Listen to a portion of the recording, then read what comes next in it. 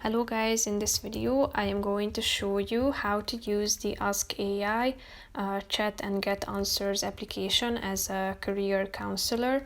But first I just want to mention, don't forget to subscribe to my channel, because at 10,000 subscribers I am going to show you my whole YouTube revenue statistics and growth strategy, how to make money online. Now let's jump into it. First of all, open the application on your phone.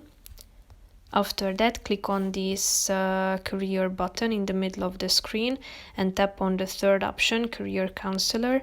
Here you can find this preset instruction. I want you to act as a career counselor. My first request is I want to advise someone who wants to pursue a potential career in software engineering, but you can change this last part by typing in your own so you can customize it. So type in your own preferences and what you're interested in, and then click on the send button on the right side down below, and in a few seconds you will be able to see the career counseling answer generated by the AI.